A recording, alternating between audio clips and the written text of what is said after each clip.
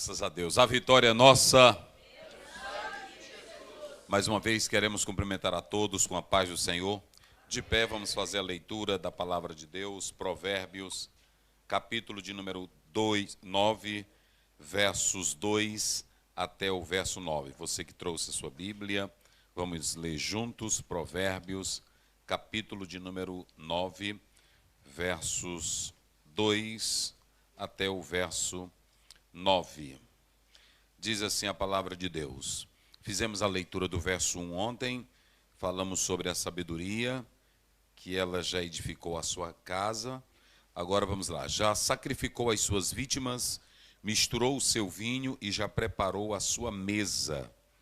Já deu ordem às suas criadas, já convidando desde as alturas da cidade, dizendo: quem é simples, volte-se para aqui. Aos faltos de entendimento diz: vinde, comei do meu pão, bebei do vinho que tenho misturado. Deixai os insensatos e vivei, e andai pelo caminho do entendimento. O que repreende o escarnecedor, afronta toma para si, e o que censura o ímpio, recebe a sua mancha. Não repreendas o escarnecedor para que te não aborreça. Repreende o sábio e amar-te-á. Dá instrução ao sábio, e ele se fará mais sábio. Ensina aos outros, e ele crescerá em entendimento. Quem pode dizer glória a Deus? Podeis sentar, queridos. Nós vamos nessa oportunidade continuar. O meu genro, irmãos, ele só me falou já pertinho, quando já estava vindo para cá, já no outro dia ele me falou, olha, tem um estudo que era o material para o senhor dar lá. Eu disse: rapaz, tem que ter me falado. Mas eu vou mandar para o pastor, como não vou pregar tudo, mas eu vou mandar para ele aí, se ele quiser distribuir para os irmãos nos grupos, um estudo sobre essas 7 colunas, baseado na forma homilética pastoral. Queridos irmãos, nós estamos falando sobre Provérbios capítulo 9, e ontem nós começamos a destacar, dentro dessa essência do texto, 3 divisões. Primeiramente, o convite da sabedoria, e nós começamos a falar que ela é quem edifica a casa. Se você pegar o Salmo 127 primeiro, a Bíblia diz: se o Senhor não edificar a casa, o que acontece? Em vão trabalhos que edificam. Se o Senhor, vamos lá, não guardar a cidade, em vão vigia a sentinela. Preste bem atenção que nós temos, dentro de um conceito ontológico, 3 aspectos que podem atrapalhar toda a nossa teologia.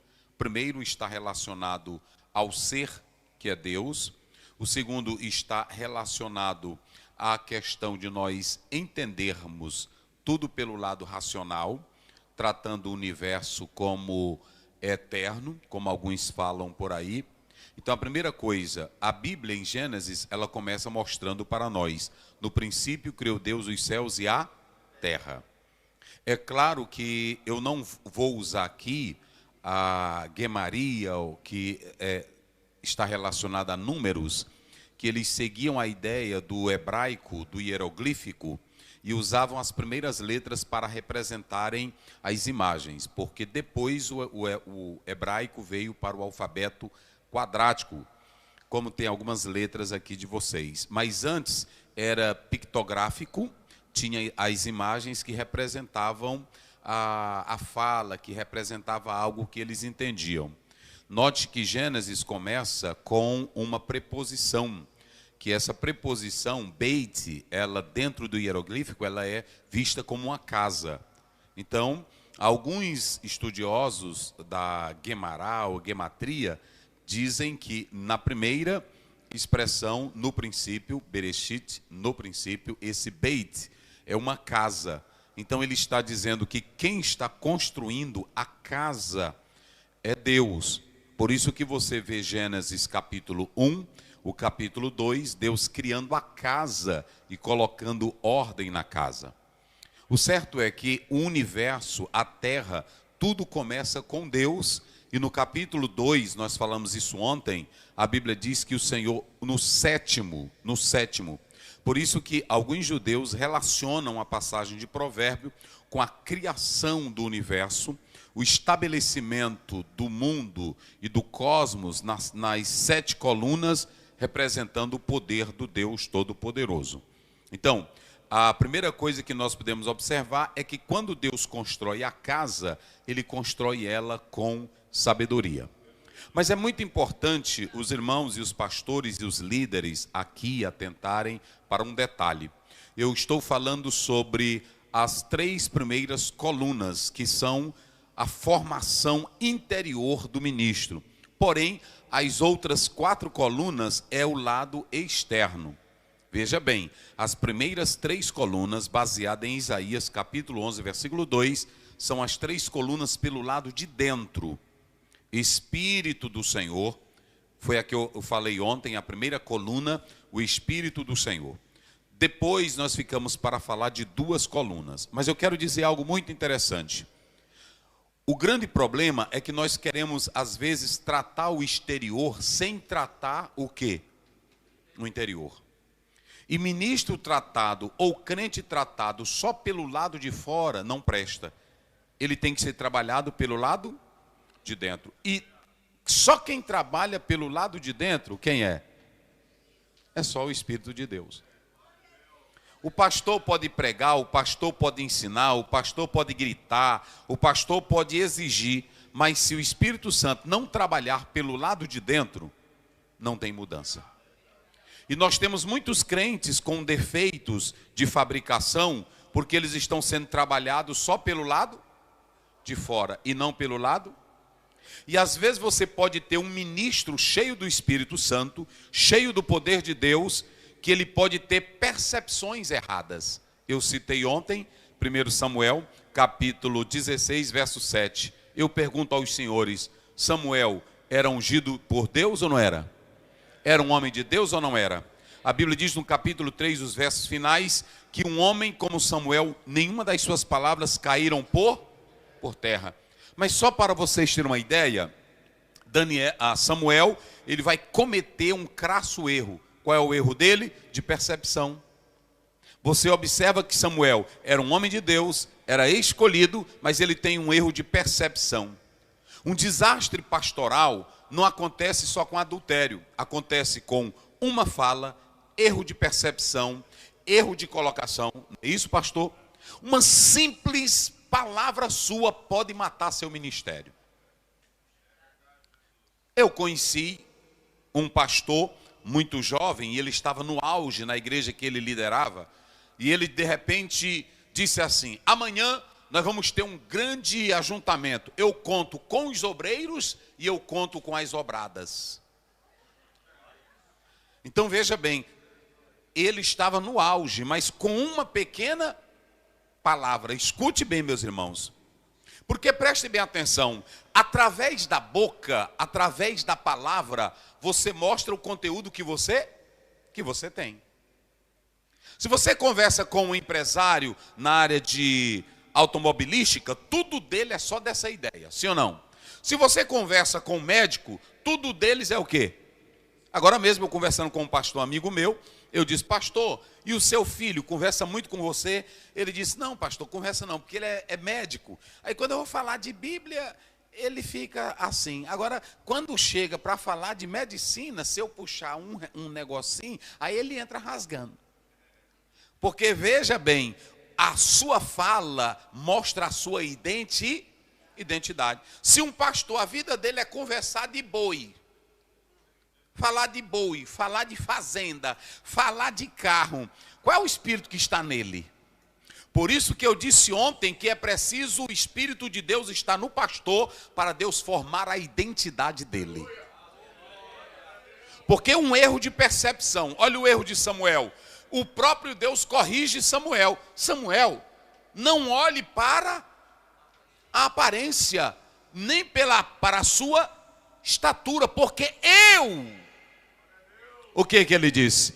Eu não vejo como homem, como vê o homem. Então veja bem, um erro de percepção, um erro de lógica, um erro de fala pode comprometer o seu ministério.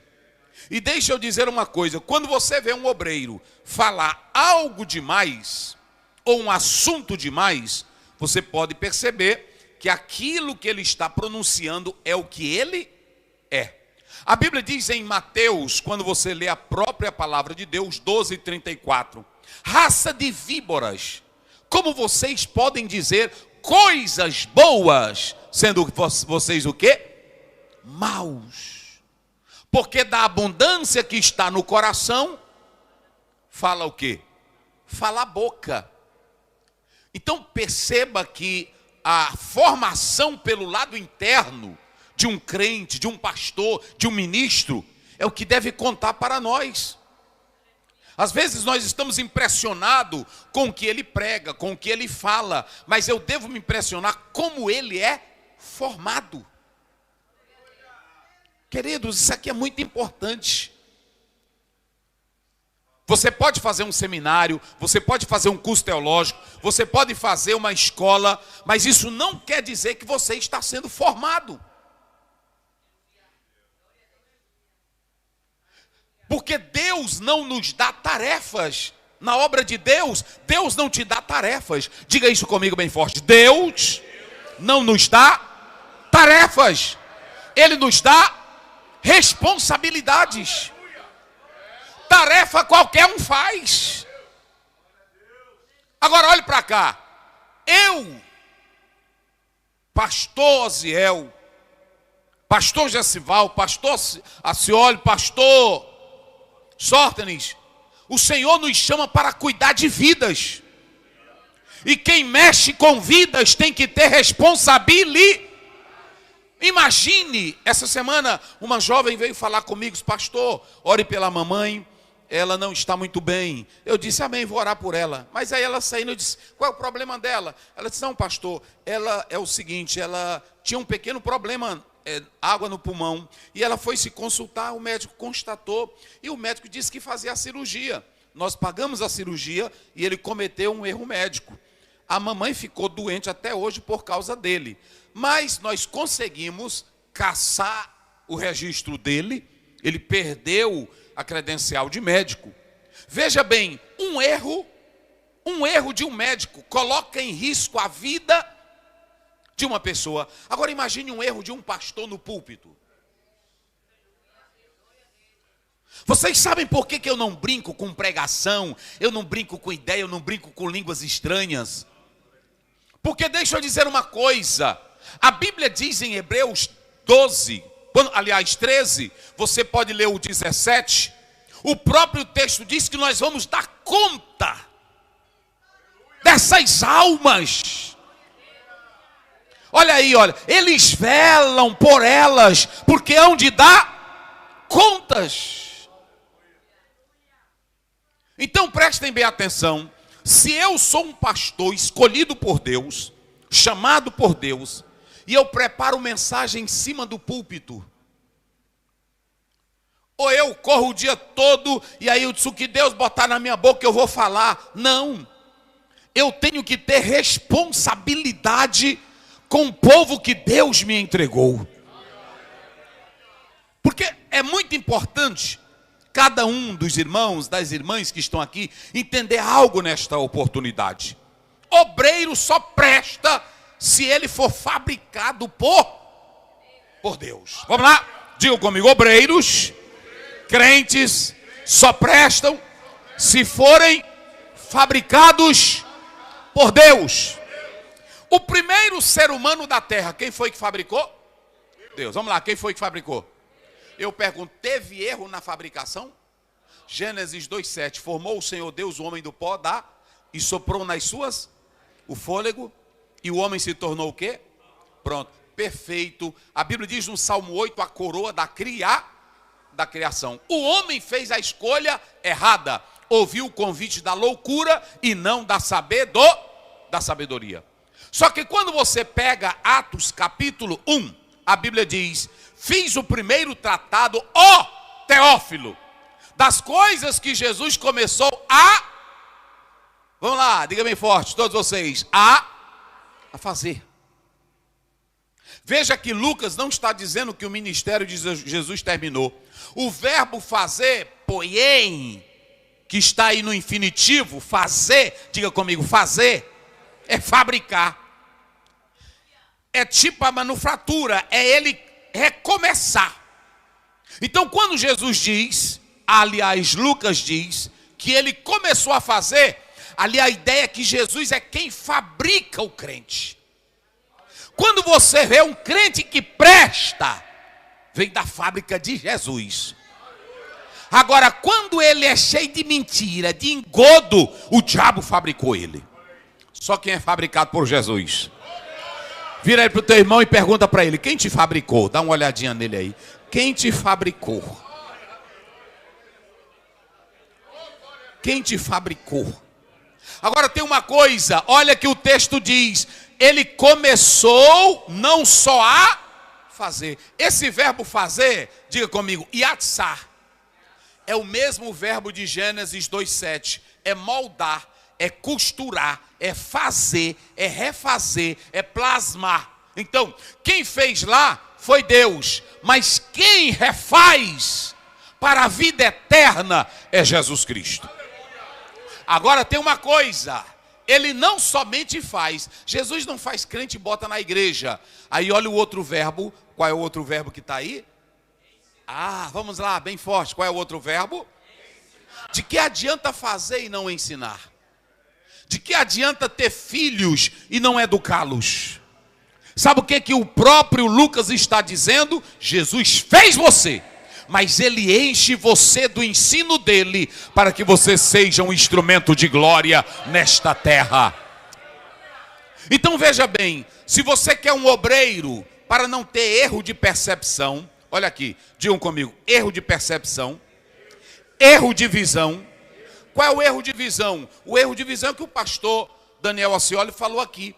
O erro de visão é que você olha para as coisas de Deus como uma maneira de manipular, como uma maneira de ganhar posição, como uma maneira de ganhar dinheiro. Quantos não estão olhando para a visão da obra como uma forma de tirar dela um sustento de vida? No livro A Videira e a Treliça, é um livro muito bom, quem depois puder comprar, compra esse livro. Ele mostra que o grande problema é que nós estamos transformando aquilo que é apenas um apêndice em tudo para nós.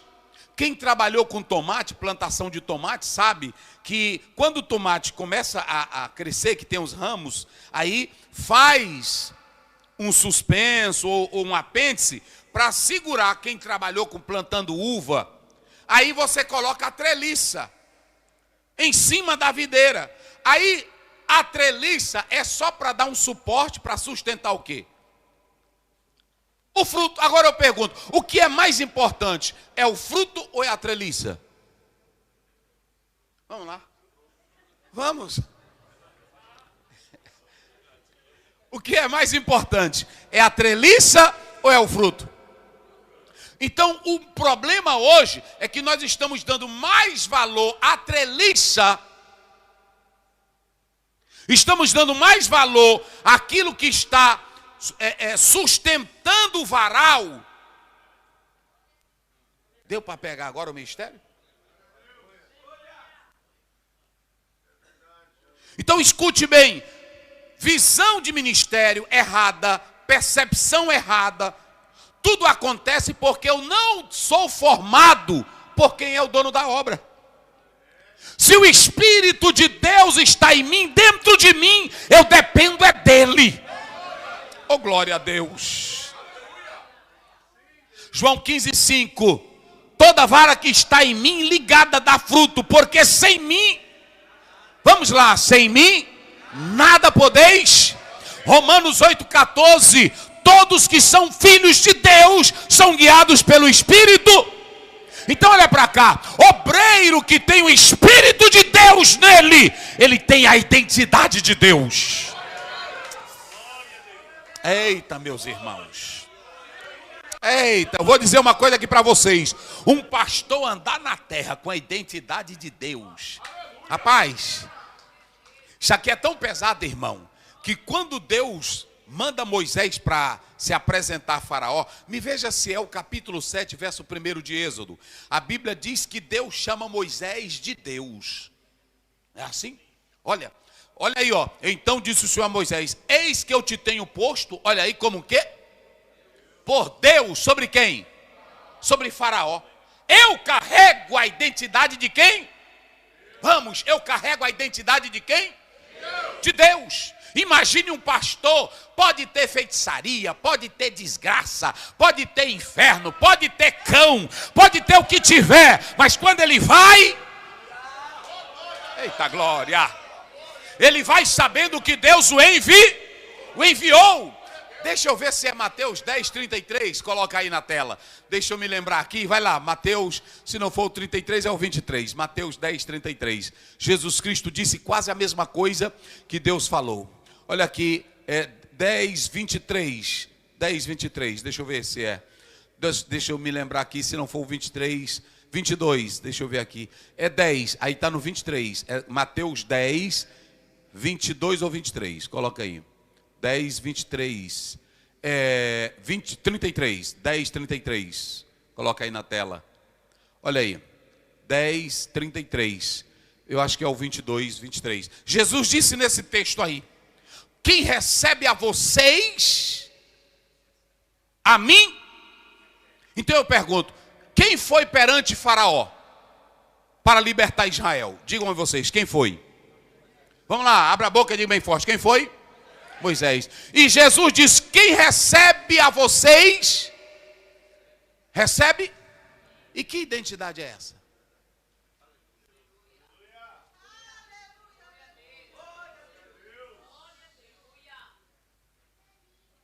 Que identidade é essa? Ontem eu falei dessa primeira coluna. A primeira coluna é no Espírito do Senhor. Diga comigo, no Espírito do Senhor. Diga comigo bem forte, no Espírito do Senhor. Mais forte, no Espírito do Senhor. Esse Espírito do Senhor aqui, queridos, é o fundamento de todas as manifestações.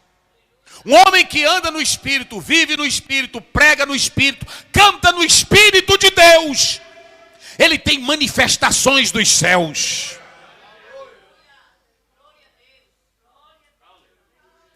Eita glória. Então a primeira coluna que está dentro de nós é a coluna da dependência de Deus. Queridos, isso aqui é tão interessante. Henry, na obra que ele escreve, no 3º capítulo, ele diz que o maior problema hoje é que às vezes eu esqueço quem eu sou e eu passo a querer ser Jesus. Vocês se lembram que nem Jesus, quando esteve aqui na terra, em Mateus capítulo 4, quando o diabo tentou nas áreas que todos nós somos tentados, ele, na dependência de Deus, ele não fez o que o diabo queria, ele fez o que Deus. E nem sempre aquilo que agrada ao povo é o que agrada. Por isso que ele disse para o diabo: Satanás, não venha com essa para eu transformar pedras em... só porque eu estou com fome. Porque nem só o quê? Aqui Jesus mostra a dependência dele através do Espírito Santo. Então a primeira coluna é a coluna da dependência de Deus. Ser cheio do Espírito de Deus. Quem glorifica a Deus? Agora diga: eu recebi um convite. Queridos, quando você lê o capítulo 9, verso 2, nós começamos a sabedoria fazendo a casa. Não tem como o crente ser bobinho, não tem como o crente ser tolinho, não tem como o crente ser um abestado. Tire isso da sua mente, irmão. Ai, irmão, aquele crente é abestado, velho. Não. O crente aqui mais simples, se ele entrou na casa da sabedoria, aqui está o negócio. Porque preste bem atenção, quem recebe o convite da sabedoria, a sabedoria já edificou a sua casa, lavrou as suas sedes. Agora a sabedoria, ela vai fazer um convite. Olha aí. A Bíblia diz que já abateu os seus animais, misturou o seu vinho e preparou a mesa. No hebraico não aparece ali a palavra mesa. No massorético aparece a palavra banquete. Então a primeira coisa, olhem para cá. A sabedoria é algo espetacular. O texto começa personificando ela. E a primeira coisa diz, já abateu os seus animais. Ela fez uma casa muito grande. Depois que ela fez a casa grande, ela vai fazer um banquete. Diga comigo, banquete. E banquete é símbolo de comunhão, banquete é símbolo de honra, banquete é símbolo de riqueza, banquete é símbolo de poder, banquete é símbolo de prosperidade, banquete é símbolo de alegria. Ela está dizendo, quem entrar na minha casa tem honra, tem alegria, tem prosperidade, tem riqueza.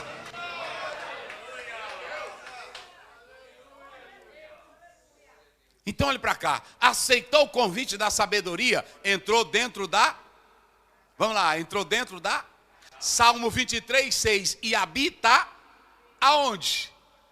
Na casa do, então quando a sabedoria faz a casa e te coloca dentro dela, a primeira coisa que você pode observar é que essa sabedoria, ela te dá honra. Essa sabedoria, ela te dá glória. Esta sabedoria te dá intimidade. Essa sabedoria te dá prosperidade. Então pronto, acabou. Está dentro da casa. Diga, eu já estou dentro da casa. Pronto. E se está dentro da casa, pode se alegrar. Pode se alegrar. Porque o texto começa dizendo, ela já sacrificou as suas vítimas. Olha, observem bem, queridos. Matar um animal e dar carne para o povo comer era símbolo, sabe do quê? De restauração. Lucas 15, 23. A Bíblia diz que quando o filho pródigo voltou para casa, qual foi a primeira coisa que o pai mandou fazer? Vamos lá. Qual foi a primeira coisa? Ele mandou fazer mas ele disse, pega o bezerro cevado e mata. Vai ter carne hoje para todo mundo. É coisa boa. Agora deixa eu te dizer, um dia também o Deus eterno pegou a grande sabedoria eterna e mandou imolar a sua carne. Já está pegando o mistério, irmão? Eu vou já mostrar aqui. Mandou pegar a sua carne. Apocalipse 5:9, João 1:29. Eis o cordeiro. Aí quando você lê João 6:35, João 6:51, aquele que come a minha carne. Eita, glória a Deus. Então perceba, a sabedoria já abateu seus animais. Aqui ela está dizendo, eu vou fazer uma festa e vou dar carne, e vou dar honra, e vou dar glória, e vou dar poder para todos que entrarem na minha casa. Já misturou o seu vinho. Agora preste bem atenção. A mistura do vinho tinha três concepções. A mistura do vinho poderia significar, primeiramente, uma forma para diminuir a fermentação. Em segundo lugar, poderia ser para tornar o vinho pouco sem o poder do álcool. Mas a terceira coisa é que o vinho misturado, ele às vezes se pegava e colocava outras coisas para dar mais sabor ao vinho. A esposa do pastor falou isso aqui agora, pela manhã. E deixa eu dizer, ela falou da mistura do vinho. O que é a mistura do vinho? Olha para cá. A sabedoria de Deus, ela é tão gloriosa que ela não te dá porcaria para comer. A sabedoria de Deus, ela é tão gloriosa que quando ela bota a comida na mesa, farta a tua alma, que você não tem mais necessidade de nada desta terra.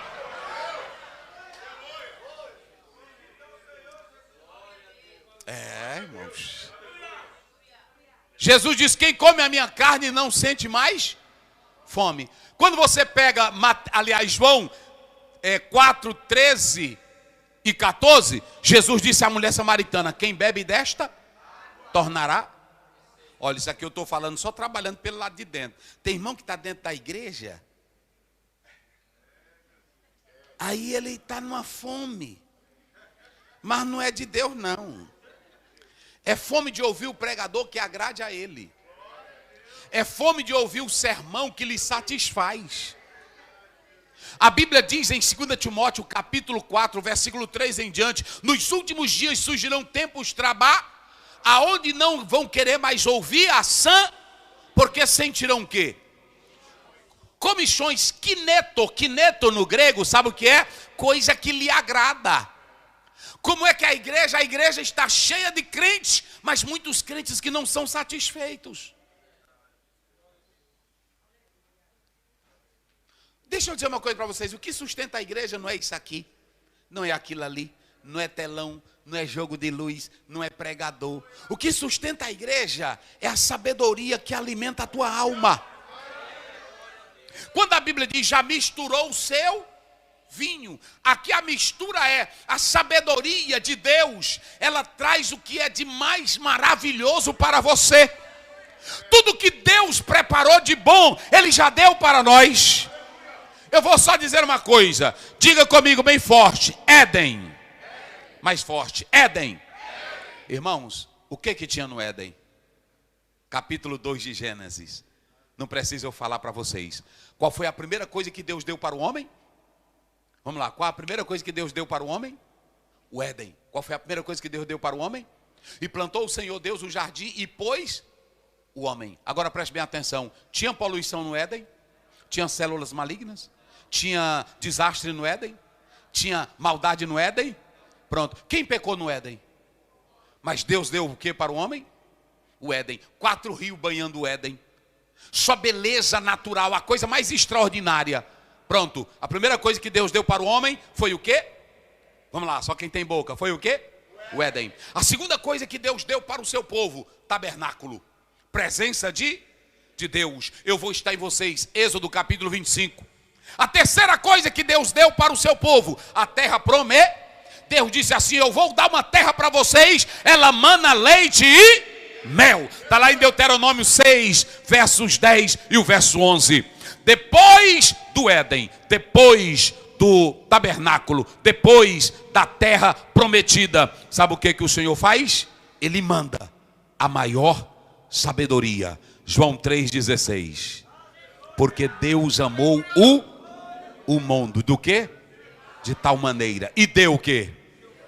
O seu filho. Sabe o que a Bíblia diz em 1 Coríntios capítulo 1? A Bíblia diz que o mundo na sua sabedoria não conheceu a Deus.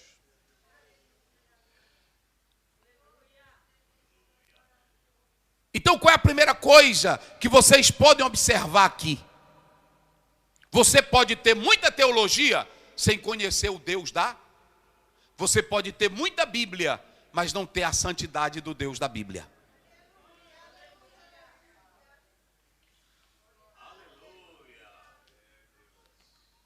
Então, quando a Bíblia diz a sabedoria já preparou, já matou os seus animais, já sacrificou suas vítimas, misturou o seu vinho, já preparou a mesa. Salmo 23, 4, 5. Mesa aqui preparada, símbolo de providência. Já deu às criadas a sua ordem. Aqui é uma ordem missiológica. Mateus 22, 1 a 14.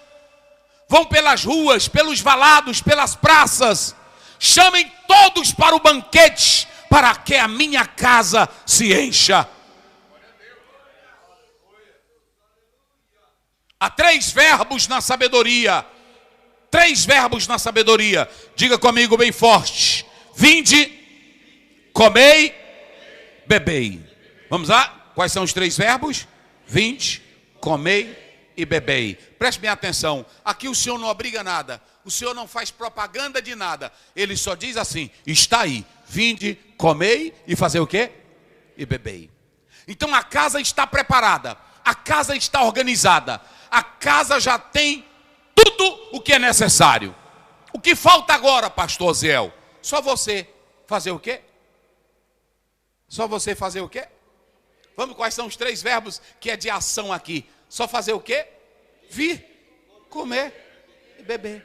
Pastor, eu não estou ao culto, eu não estou me agradando bem. É problema teu. A mesa está posta. Pastor, eu estou assim, eu não me sinto tão alegria. Problema teu, a carne está aí. Quem se alimenta de mim tem o quê? A vida eterna. Pastor, é porque eu estou assim me sentindo sedento, é porque não tem Jesus de verdade. Jesus disse, quem bebe desta água, tornará a ter, mas quem bebe da água que eu lhe der, nunca mais terá. E o profeta Isaías, no 55, primeiro ele grita, ó vós que tendes sede, vinde às águas e bebei. Sem dinheiro, sem preço, ele já deu o melhor para nós. Irmãos, quando se fala aqui da sabedoria, é que ela já providenciou tudo. Agora vamos analisar 3 tipos de pessoas que são convidadas. Qual é a primeira pessoa? Me parece que no hebraico é Pinei. Pinei é a primeira pessoa que ela convida, são os simples. Simples. O simples aqui é aquela pessoa influenciável. É aquela pessoa que não tem maldade. O simples aqui é o ingênuo. Tem irmão que é ingênuo. Aí a sabedoria diz, vem para cá. Eu tenho carne para ti. Eu tenho a água da vida para ti. Eu tenho a vida eterna para ti. Venha para cá. Entra na minha casa que você vai ter. Aí ele diz, volte-se para mim os faltos de entendimento. Esses simples são aqueles que não têm compromisso. São aquelas pessoas quase alienadas. Agora, venham para cá os insensatos. Venham para cá, aceitem e bebam da minha sabedoria. Agora tem um problema. Vocês sabiam, quando eu lia esse verso de número 7, eu tinha o maior problema para entender. Olha aí o verso 7. O que repreende o escarnecer, toma afronta para si. E o que censura o ímpio recebe a sua mancha. Eu tinha dificuldade de entender isso aqui, porque Lutero dizia que quem se ajunta com quem está sujo, sai fedendo. Vocês sabiam disso? Só, às vezes você está tão... Você você é limpo, mas se encostou perto de uma pessoa que tem sujeira. Mesmo se você não se sujar, vai sair como? Fedendo. Por isso que Lutero dizia, evite quem está sujo, para que você não saia fedendo.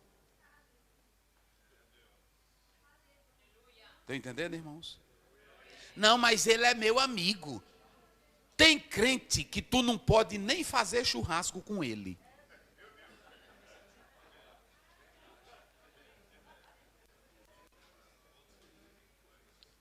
Não é isso? Olha, o apóstolo São Paulo, às vezes a gente lê isso aqui e acha pesado. Mas o apóstolo São Paulo, ele disse assim, lá pelo capítulo 5. Ele disse, olha, os que se dizem, não é isso? Aos que se dizem santos ou crentes, mas são mentirosos, injustos, avarentos, com os tais nem comais, nem bebais. Por que, pastor Aziel? Preste bem atenção. Eu tinha dificuldade de entender isso aqui. O que repreende o escarnecedor, toma afronta para si. O que é o escarnecedor aqui? O escarnecedor aí é uma pessoa que é consciente, recebe a verdade, sabe que ela é a verdade, mas ele é uma pessoa maléfica. É o tema de vocês, irmão. Eu estou aqui no tema. Quando a igreja me dá um tema, eu prego no tema. Eu não fico com historinha, não. Porque tem gente que quer, não é assim? Pronto. O maléfico aqui, olhe para cá, olhe para cá. Diga comigo. Olha, a estrutura de Israel era, digam comigo. Lá, vamos lá. Lá, família, sociedade. Vamos lá. Lá. Em cada uma dessa estrutura, tinha os ensinadores. Lá, Deuteronômio 6, 6, 7, 8. Essas palavras que hoje eu te ordeno estarão no teu coração. Tu as ensinarás aos teus filhos e delas falarás, andando pelo caminho, deitando-te e leva. Pronto. Lá na família, que era o clã que era maior, aí tinham os anciãos. E na sociedade tinha outro grupo que ensinava. De repente entrava no meio da família, no meio do clã, no meio do lar, o maléfico. E o maléfico, ele era aquele que queria desestruturar o que ensinava o pai, o que ensinava a família e o que ensinava a sociedade. Quer ver um exemplo de escarnecedor? Acã, capítulo 7. O escarnecedor, pela postura de Acã, não somente levou ele à morte, mas levou Israel à vergonha. Capítulo 7 de Josué. Então entenda aqui nesta tarde algo muito interessante. Quando ele diz, não repreendas o escarnecedor, ele não está dizendo que não era para falar a verdade para ele. Sabe o que Salomão estava dizendo? Procure o momento exato de falar com ele, senão você se perde. Às vezes tem pastor que perde o ministério dele, porque ele se desequilibra na hora que vai falar, que até o irmão diz assim, até os auxiliares, senhor, naquela hora eu pensei que o senhor ia matar o homem. Diz ou não diz? A sua postura, senhor, o senhor perdeu é que... Olha para cá, irmãos. Olha para cá, deixa eu dizer uma coisa para vocês. Por isso que eu disse, Samuel teve um erro de percepe, mas tem gente que tem erro de comportamento. Às vezes um irmão vai visitar o pastor na casa dele, de repente ele chega lá e vê o pastor na maior grosseria com a esposa dele. Eu pergunto, perde a fé ou não perde? Porque um marido que trata mal a esposa é sinal de que ele não é bem trabalhado pelo lado de dentro. Um homem que é péssimo nos seus negócios é sinal de que ele não é bem trabalhado pelo lado de dentro. E esse lado de dentro nem a psicologia entra.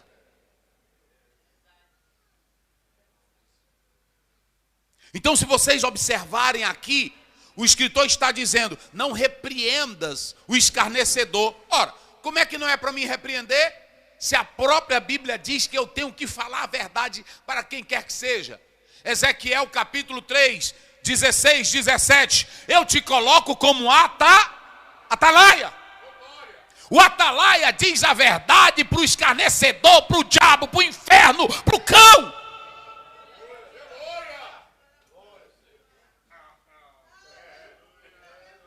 Irmão, o atalaia, o negócio dele é avisar, é gritar. Agora, o sábio, ele sabe a hora de... Mas, irmão, isso aqui é o seguinte, olha, a gente está na igreja, aqui está o pastor Daniel Ciola, aqui está o pastor Gessival. Eu nasci dentro de igreja. Às vezes tem irmão que você está bem aqui com ele, e você vê que a aprovação dele, a palavra dele ali é só falsidade. É assim ou não é? Na hora ele faz um H com a gente. Ô, meu pastor querido. Não é assim? Você sabe que nós... Mas aí como você é sábio, é aqui. Como você tem um Espírito de Deus. Irmão. É assim. Quantas vezes eu já em reunião, aí um se levanta, pastor Zé, pá, eu disse, meu Deus. A vontade é de bater nele naquela hora. É ou não é? Mas aí eu me acalmo, disse, não, vou deixar isso aqui. Às vezes passa até vergonha no momento. Mas o escarnecedor, não gaste tempo com ele, que ele é perigoso. O escarnecedor, ele é maléfico. E o maléfico, ele entra para destruir. E se você não tiver cuidado, você pode perder o equilíbrio nesta hora. Por isso que a primeira coisa que nós vamos analisar, isso aqui é muito progressivo. Isso aqui é muito progressivo. Diga comigo, Espírito de Deus, formação na identidade. Aí agora vamos para a segunda coluna. Diga comigo, Espírito da sabedoria. Mais uma vez bem forte, Espírito da sabedoria. Diga comigo, Ruá Roquimote. Vocês se lembram? Olhe para cá. Primeiro Deus pega o ministro. Nenhum pastor, nenhum homem de Deus nessa terra está só. Tem coisa que você pode ler o que você quiser. Me parece que é no livro A Grandeza do Pastorado, ou o livro Pastor Século XXI. Ele diz que chegou numa igreja que o pastor que ele foi substituir era um doutor. E ele, quando entrou no escritório, era tanta obra teológica. Isso é muito comum nos Estados Unidos. Eu estive agora numa igreja lá, e aí eu fui fazer uns estudos, e aí um pastor disse, fica aqui nesse gabinete. Eu olhei as maiores obras teológicas. Aí esse pastor disse que entrou no gabinete e ficou, meu Deus, como é que eu vou substituir esse pastor? Ele é culto demais, olha o tanto de obras. Aí o Espírito Santo disse para ele, mas por que tu entrou e por que a igreja está acabada? Porque o que sustenta a igreja é o Espírito de Deus na vida do homem. Aleluia! É o Espírito de sabedoria. Oh, aleluia! Ninguém despreza as obras, mas não são elas que sustentam teu ministério. É o Espírito de Deus. Eita, irmão, olhe para cá. Um obreiro que tem o Espírito de Deus. Ezequiel, Deus pegou Ezequiel. E Ezequiel, se você pegar do capítulo 1 até o 40, você vai ver, ele é só dizendo, o Senhor pegou pela minha cabeça, segurou no cabelo da minha cabeça. O Senhor me levou para o rio Quebar. Capítulo 1, verso 1. E lá os céus se abriram. E eu tive visões de Deus. Olha para cá. Nós estamos falando algo muito importante. Essa sabedoria que vocês estão colocando aqui, essa sabedoria aqui, não é a sabedoria da razão humana. Eu vejo um bocado de teólogo dizendo assim, olha, faça o curso, a Bíblia diz, crescei na... Usa 2 Pedro. Olhe para cá, se você pegar o capítulo 1 do livro de 1 Samuel, a Bíblia diz, e os filhos de Eli eram sacerdotes, mas não conheciam ao Senhor. Você pode fazer o maior curso, mas se você não tiver a dependência do Espírito... Olhe para cá, deixa eu dizer uma coisa para vocês. A Bíblia diz em Mateus capítulo 16, 16 a 18. O que é que os homens dizem que eu sou? Se você pegar qualquer obra de teologia, pegue o Strong, pegue o Schaeffer, pegue Matthew Henry, quase 2.000 páginas de teologia. Aí você vai, qualquer obra de teologia, é Cristo. Cristo, aí começa, quem é Cristo, os nomes de Cristo, ofício de Cristo, ascensão, ressurreição. Você pode ler qualquer teologia, é só isso.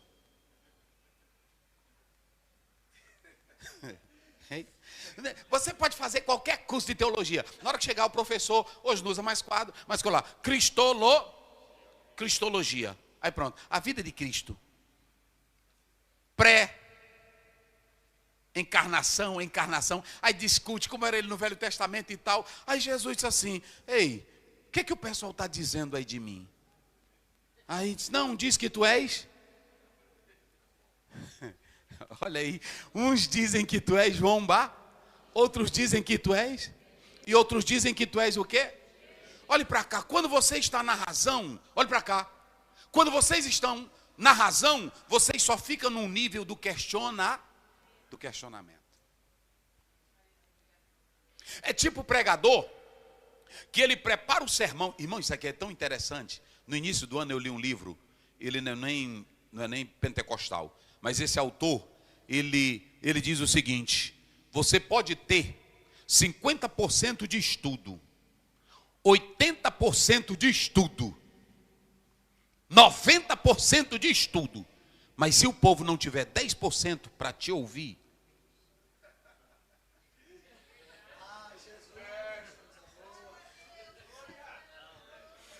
irmão, às vezes você chega aqui, né? Queridos irmãos, eu preparei essa mensagem. Aí você faz um discursozão, e o povo dormindo, não é assim? E o povo cansado. Pode ser expositivo. Só que há uma coisa que eu quero falar aqui para os senhores. Olhe para mim aqui. Nós estamos falando das colunas que sustentam um homem de Deus. Deixe Deus primeiramente trabalhar o teu interior. A primeira coluna, qual é a primeira coluna para tu nunca cair do ministério? Da vida com Deus, qual é a primeira? O espírito do... E qual é a segunda? O espírito de sabedoria. Olhe para cá agora. Olhe para cá. O espírito de sabedoria, ele trabalha isso aqui. Ele trabalha o quê? A mente. Te leva a saber colocar na prática o que é preciso para você não se enrolar.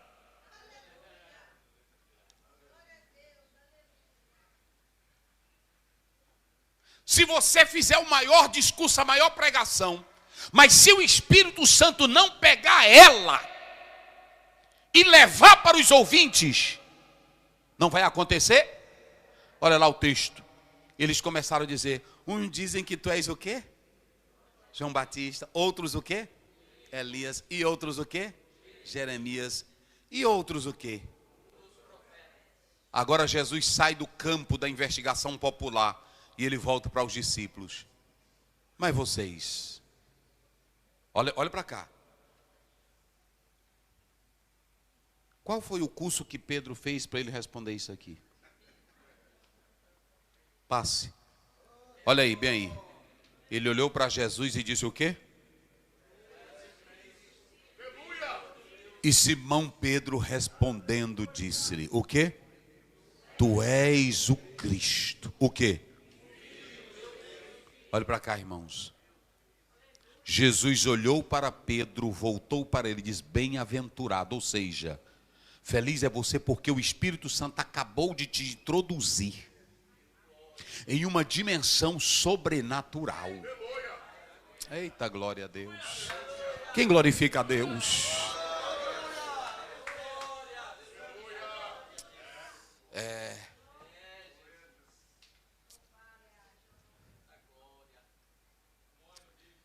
Irmãos, observem bem uma coisa. Não há nada melhor do que um obreiro trabalhado pelo Espírito Santo. O obreiro trabalhado pelo Espírito Santo, ele não precisa andar em cima de brasa para mostrar que é trabalhado.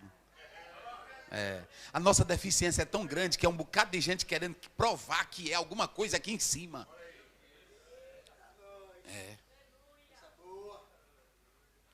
Você não precisa provar nada. Jesus não precisou provar nada, ele morreu, pronto. Eu sou a vida. Quem quiser, venha. Mas nós estamos tendo a tentação porque não somos trabalhados.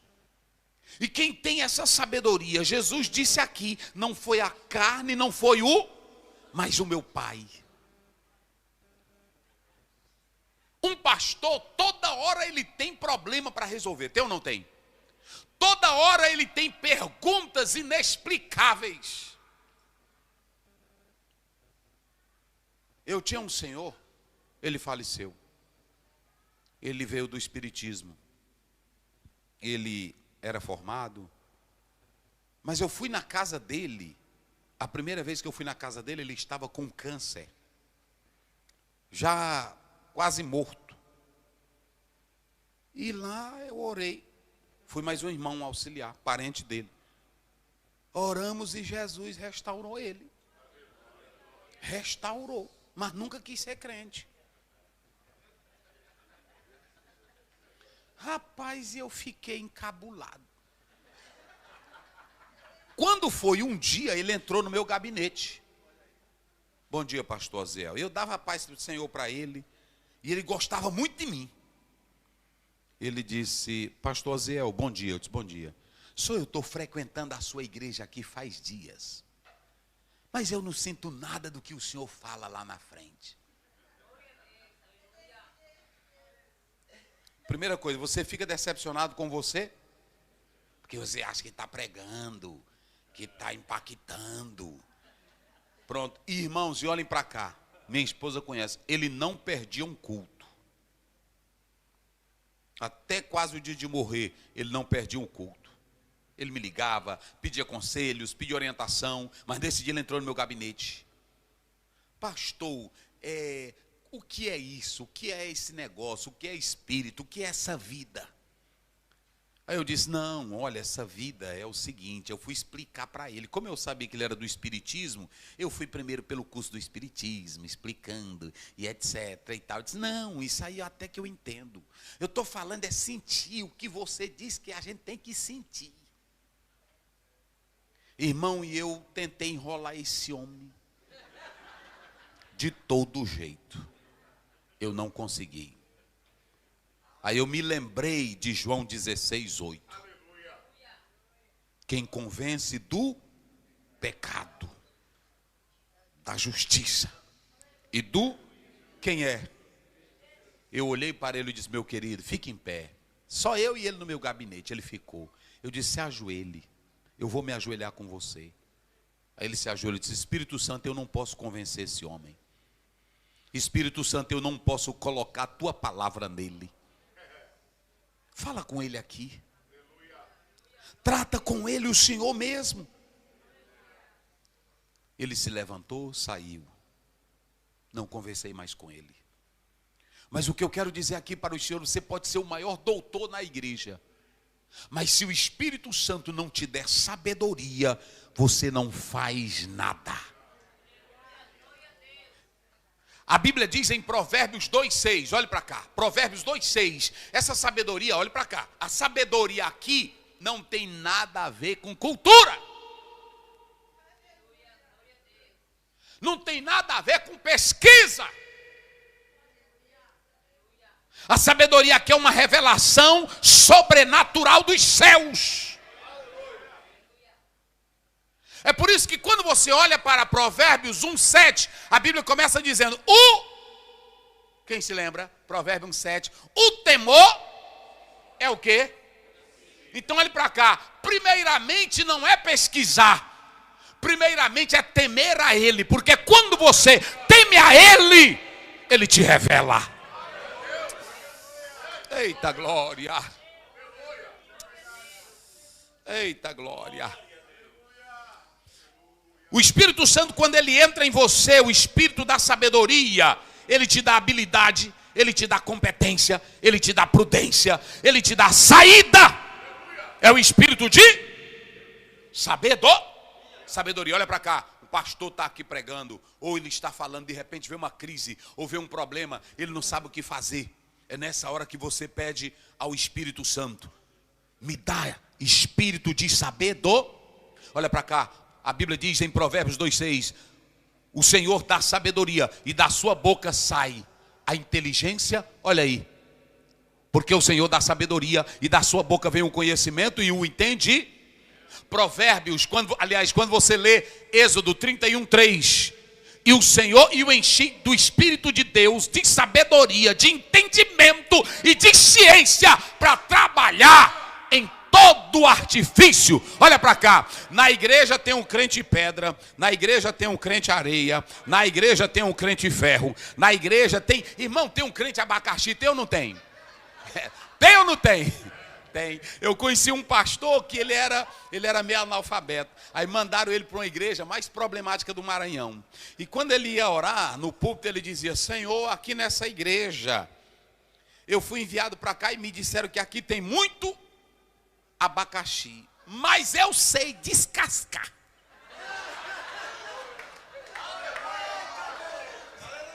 Eu sei, irmão, Deus tem pastor para todo tipo. Tem um pastor que desarma bomba, tem ou não tem? Eu vejo, quando eu olho para aqueles documentos no jornal, aí tem aqueles homens que vêm, né, assim, numa perícia, só para o quê? Desarmar uma bomba. Tem pastor que chega na igreja, tá todo mundo brigado e o pessoal diz assim: esse aí não resolve esse problema? Nunca, mas de repente, o Senhor dá para ele o espírito de sabedoria. Eita, glória a Deus.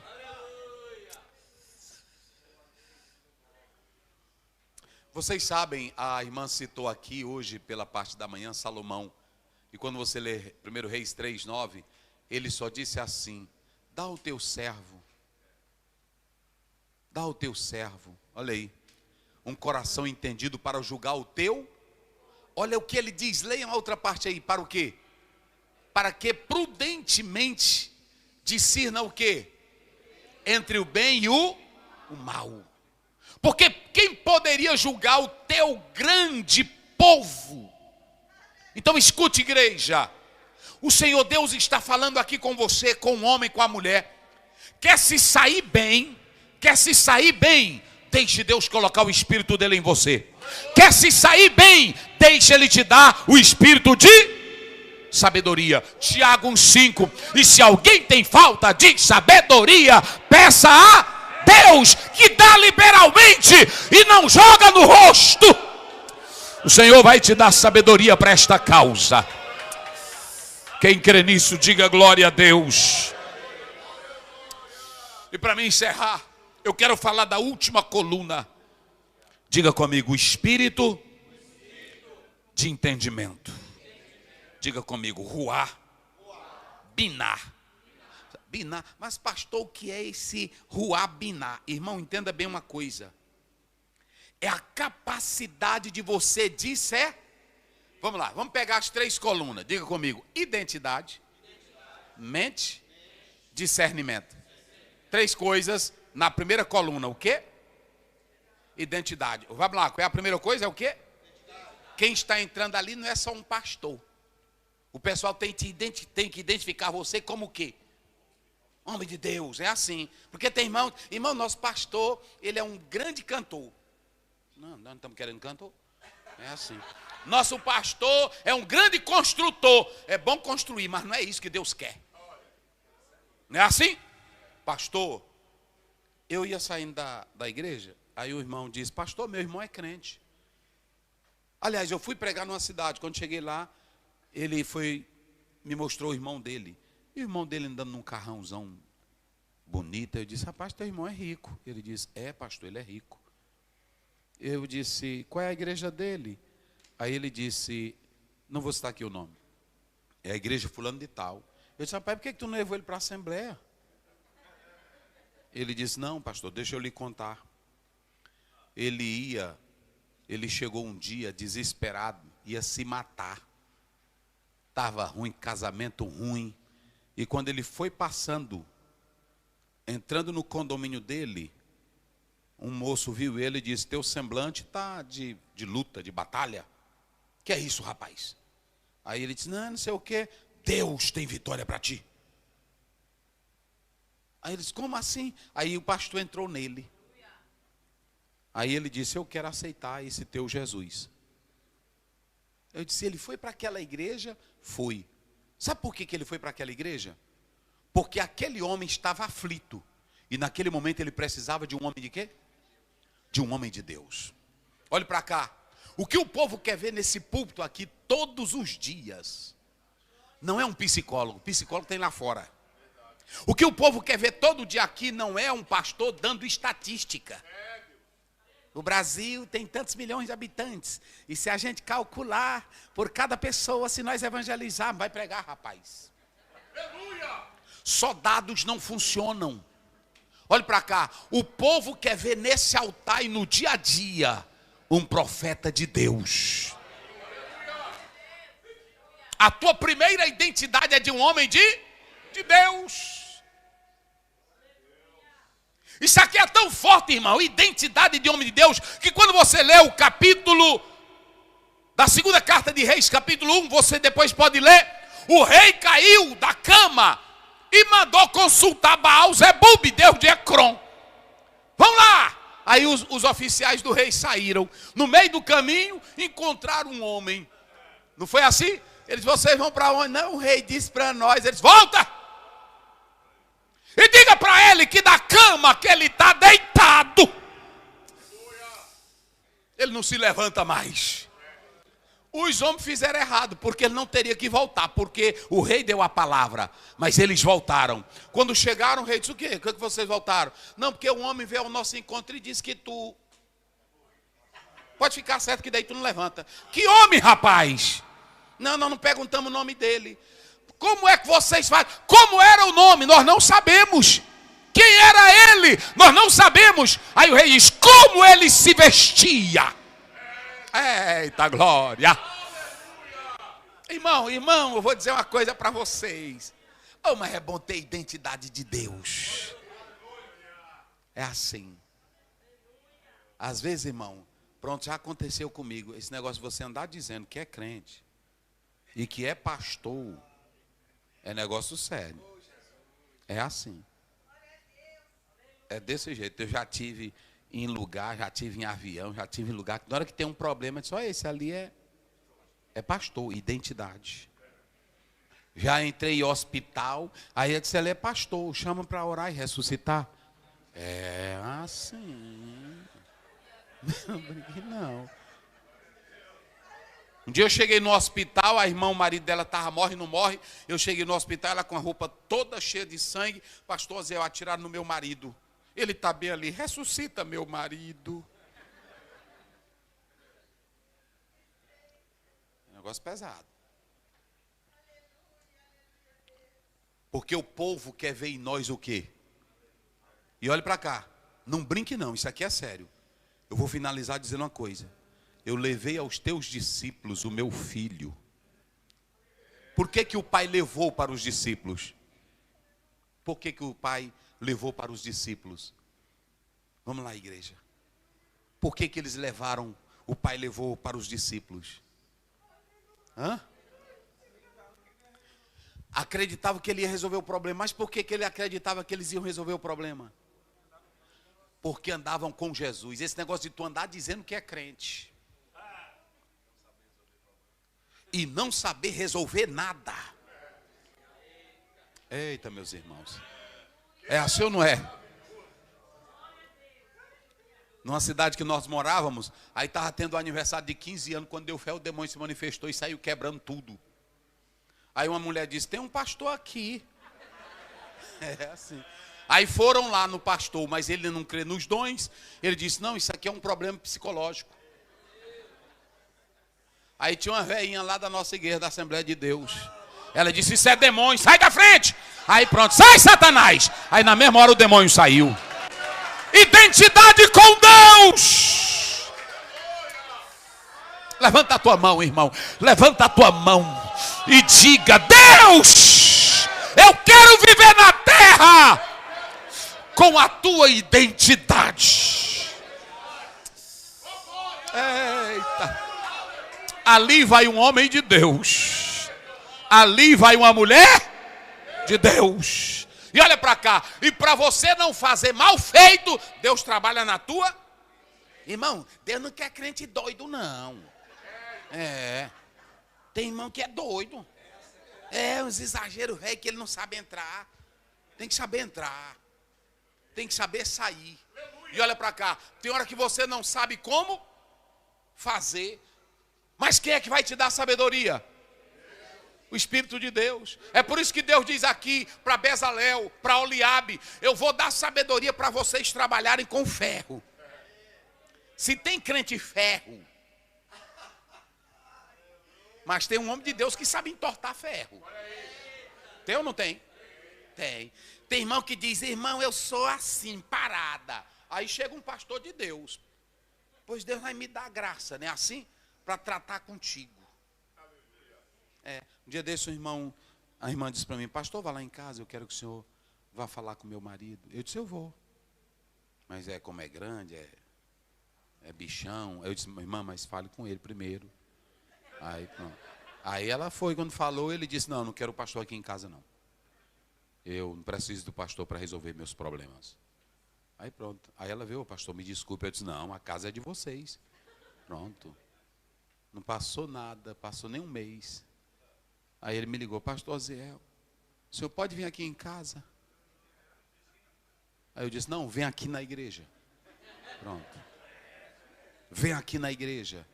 Aí foi na igreja. Deus criou uma situação que botou ele na minha mão. Olha para cá, quem é que abençoa a tua entrada? Quem é que abençoa a tua entrada? Quem é que abençoa a tua saída? Então pronto. Sabe a única coisa que você tem que pedir para saber transitar? É o quê? Sabedoria. Sabedoria. Irmãos. Está bem aí. Habilidade, prudência, competência. Aí a pessoa olha e diz, rapaz, nosso pastor é um homem de Deus. Diz ou não diz? Às vezes a pessoa, eu vi muita gente dizer do meu pai, irmão, o pastor Bené não é pregador assim, que o pai pregava bem, o pai tinha Bíblia. Eles até diziam, o pastor Zé tem um negócio de grego, de hebraico, mas o pastor Bené não. Rapaz, assim, eu disse mesmo. sabia trabalhar com pedra. Às vezes eu dizia, pai, mas como é que o senhor aguenta aquele rapaz? Por que o senhor não diz logo a verdade? Ele disse, quando tu for pastor, tu vai saber o que é. Não é assim ou não é? Quando tu for pastor, tu vai saber o que é. Às vezes eu dizia, senhor, mas aquele irmão não presta para... Tia quieta. Ele ainda dizia assim, não mexa nas ovelhas. Aí pronto, irmão, aí pronto, quando dá fé. Um dia ele disse assim, olha, a irmã está aniversariando, eu não vou. Vai e me represente. Aí eu fui, na hora que eu cheguei lá, eu disse, irmão, o pastor Bené me mandou. Ela olhou para mim e disse, ô pastor Oziel, eu queria era ele. Porque o povo, irmão, quer ver um homem de Deus que é conduzido pelo espírito de sabedoria.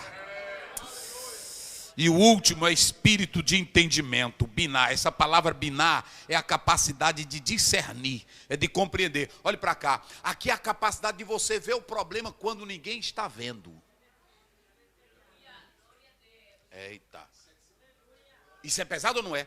Olha para cá, tem pastor que vai na casa da irmã e diz, olha minha irmã, eu vim aqui para dizer para a senhora ter cuidado com seu filho, porque eu vi assim, assim, assim, assim, assim. Quando acontece tudo, como é que essa irmã olha para o pastor? Eu disse para uma irmã, irmã, não se case com esse homem não, porque ele não roda bem. Eu senti, eu disse para ela. Aí ela foi dizer para o noivo, pastor Oziel saiu daqui agorinha e disse que não é para me casar contigo não. Aí pronto, aí o homem amolou a faca e andava atrás de mim para me matar.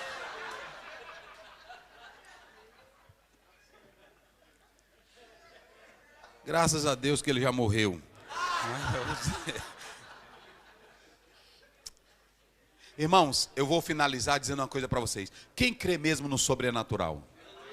Vocês creem no sobrenatural? Escute, olha para cá. Às vezes você pode ter a sabedoria, mas também não ter o discernimento. Vamos observar, coloca bem na tela para me fechar aqui, Daniel 1:17. Olha o que diz a Bíblia. Isso aqui é lindo. Aos 4 jovens Deus deu inteligência e conhecimento em todas as matérias de letras, vírgula. Mas... Não, leiam só isso ali. Como é que diz? Vírgula. Mas...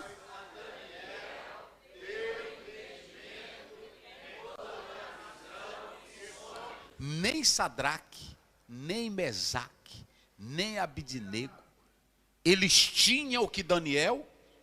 É por isso que a Bíblia diz que ele tinha um espírito excelente. Rapaz, irmão, quando você lê isso aqui, esse espírito de discernimento. Efésios 1:17, coloca na tela. Mas o Deus e Pai de nosso Senhor Jesus Cristo, Efésios 1:17, vos dê, olha aí, porque o Deus de nosso Senhor Jesus Cristo, o Pai da glória, vos dê o quê? Em seu conhecimento, o quê? O espírito de... e o que mais? Então olhe para mim aqui. Quer ficar de pé no ministério? Quer aparecer perante o público saudável? Deixa Deus botar essas 3 colunas dentro de você. Qual é a primeira? Espírito de Deus. Segundo, espírito de sabedoria. E a terceira? Espírito de discernimento. Olhe para mim aqui agora. Tem causas. Pastor, todo dia, essa semana, entrou no gabinete uma irmã e disse, pastor Oziel, eu estou tão triste, eu estou arrasada, chorava, ela descia as lágrimas, porque o pastor foi na minha casa e disse que eu sou doida. Irmão, e para mim convencer essa mulher de que ela não era doida, foi luta. Eu disse, não, minha senhora. Por isso que eu disse aqui agora há pouco, uma palavrinha você pode matar um crente. Agora deixa eu dizer uma coisa para vocês, fechando aqui. Vocês sabiam que a palavra coluna, se vocês observarem, quando eu li no primeiro texto de Provérbios, digam comigo, amude. Diga comigo, amude. Amude, diga estilos. Estilos. Olha, a palavra amude do hebraico é coluna, no grego é estilos. Agora preste bem atenção. A coluna, a gente chega num prédio e pensa que ela só está tendo um estilo de embelezar, mas não. Toda casa no Oriente era construída com pedras e colunas. A coluna fazia duas coisas. Uma sustentava e a outra fazia o quê? Embelezava. Sabe o que embeleza a igreja? Colunas. Irmãos, colunas. Eu vou dizer uma coisa aqui para vocês. Quer ver o mundo se voltar para nós? Quando você lê Timóteo 3, a Bíblia diz que a igreja é a e o que mais? E firmeza da verdade. O padrão é esse aqui. Agora prestem bem atenção. A gente cantou muito no Brasil que coluna da igreja é o ciclo de oração. Pode até ser. Mas em Gálatas 2:9 não é um ciclo de oração. São esses aqui. A coluna é a líder, conhecendo Tiago, conhecendo Cefas e João. Leiam vocês. Irmãos, olhe para cá. Eita, mas é bom a Bíblia. É isso aí que, irmãos, eu não preciso me enfeitar com muita coisa. Eu só preciso pedir que o Espírito Santo de Deus traga a identidade de Deus para mim. Que o Espírito de Deus me dê sabedoria. E que o Espírito de Deus me dê discernimento. Fique de pé. Vamos encerrar. Vamos dar as mãos todos juntos aqui. Oh, glória a Deus. Vamos dar as mãos. Feche os corredores. Símbolo de unidade. Vocês participaram esses dias, ouvindo a palavra, a mensagem. E nós estaremos encerrando esse momento dizendo algo interessante. Deus vai continuar abençoando esta igreja. O líder da mesma. Quem crê nisso? Agora olhe para mim. Olhe para mim aqui. Olhe para mim aqui. Você é quem vai decidir se quer sentar à mesa da sabedoria ou se quer beber na mesa da loucura. Eu só te digo uma coisa. Se você escolher viver seu ministério e sua vida cristã com a sabedoria, a Bíblia diz em Daniel 12, os que forem sábios resplandecerão como firmamento. Há tantos crentes aqui que Deus vai fazer brilhar. Oh, glória a Deus. Oh, glória a Deus. O que vocês cantam aí? O Espírito de Deus está aqui. Que o Senhor continue abençoando esta igreja. Que o Senhor continue abençoando o pastor desta igreja. Mas em nome de Jesus, que você busque agora o Espírito de Deus para a sua vida. Dependa dele para entrar, para sair. Que você possa buscar nesta hora a glória de Deus, para Deus te dar o espírito de sabedoria.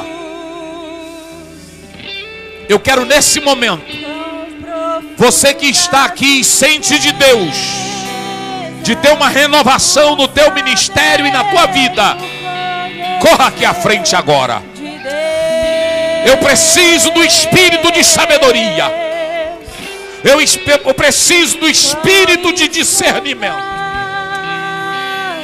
Venha. Em nome de Jesus. Em nome de Jesus. Em nome de Jesus.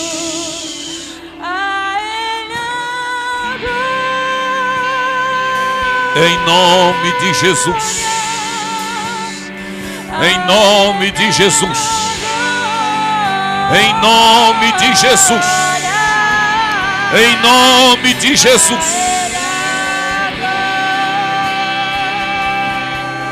O Senhor está dando aqui espírito de discernimento. O Senhor está concedendo o dom da palavra do conhecimento.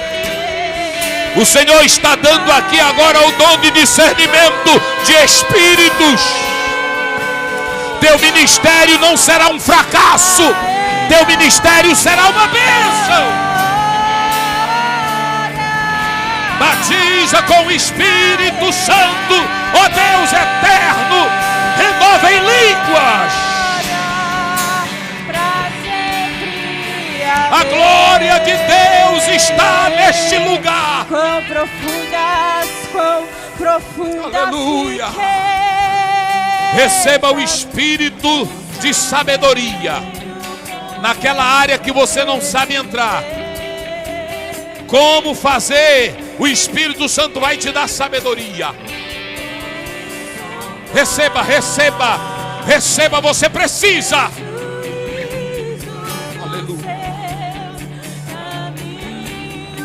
Aleluia. Aleluia.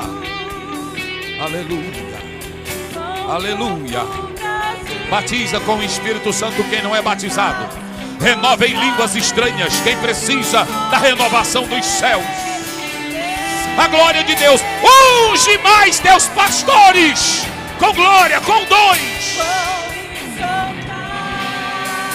A glória de Deus está aqui, igreja. Se quebrante diante dele.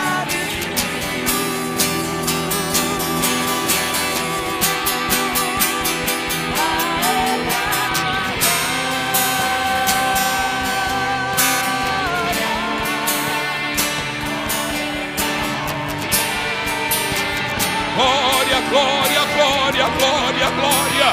Receba a visão de Deus, revelações dos céus, autoridade de Deus.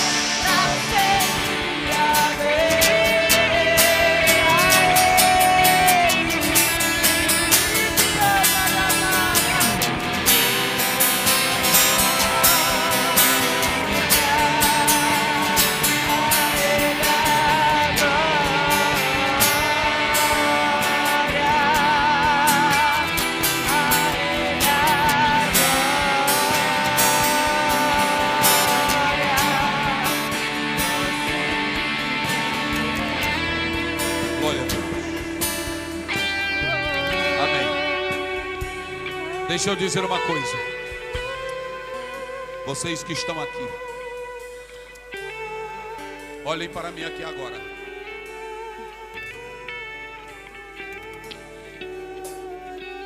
Igreja, obreiros que estão aqui no Japão. Um dia desse eu disse para Deus que eu fui confrontado com o Êxodo 32. Moisés não se contentava em ser um crente só com o que ele já tinha recebido.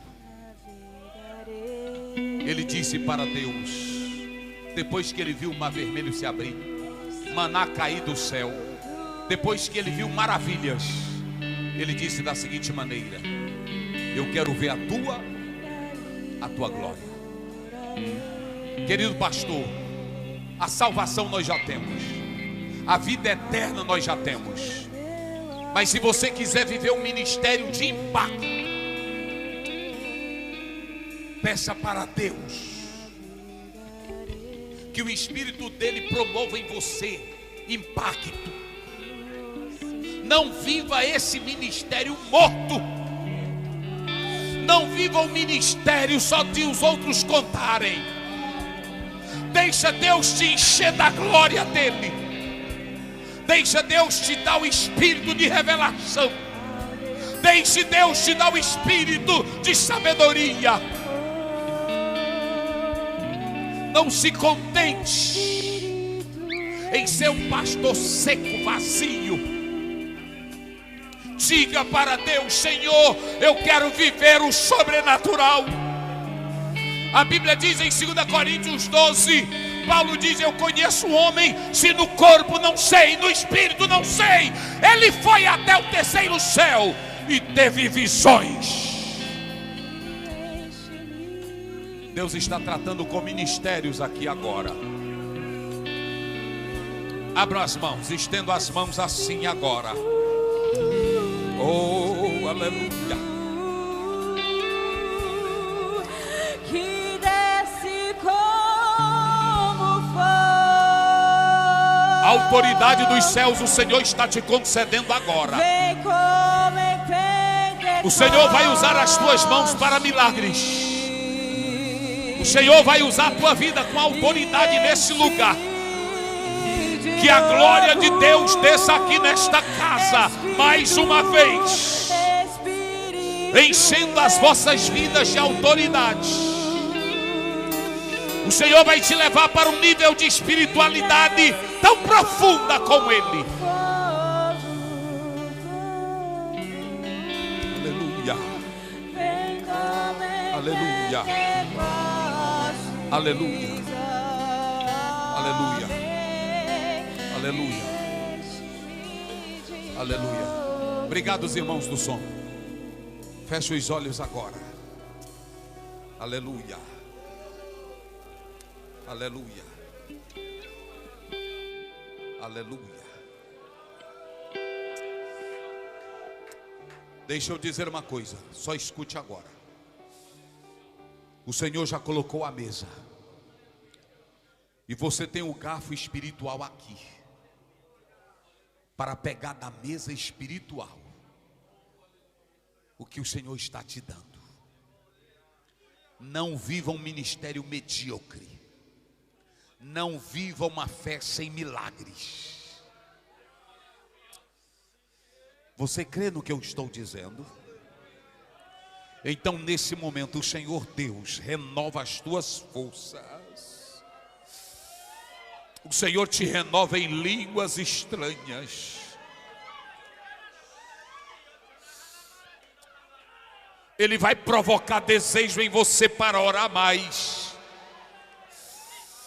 Obreiro que não ora mais de madrugada, o Senhor fala contigo agora. Ele vai te fortalecer. Ele vai te dar autoridade. E vocês não vão temer nenhuma força maligna aqui. O Senhor vai dar o espírito de sabedoria para vocês entrarem e saírem em qualquer departamento aqui neste lugar. E vai ser uma glória tão grande, que muitos verão Cristo na vida de vocês. Continua com esses obreiros. Continua com o pastor presidente desta igreja. Dá força a cada um, Senhor. Dá autoridade a cada um. Abrace o seu irmão que está ao seu lado. O homem, abrace o seu irmão. A irmã, abrace a irmã. E diga, peça o Espírito de Deus para permanecer em você. Peça o Espírito de sabedoria. Ele vai te dar. E peça o Espírito de discernimento. Eita glória. Jesus está aqui. Jesus está aqui. Jesus está aqui. A glória de Deus está aqui. O renovo de Deus está aqui. Tem lágrimas, tem choro, tem glória, tem línguas. Deus está aqui. Está virando Pentecoste de novo como Atos 2. Todos reunidos no mesmo lugar. Tem glória de Deus aqui. Tem glória de Deus aqui. Tem glória de Deus aqui. Tem glória de Deus.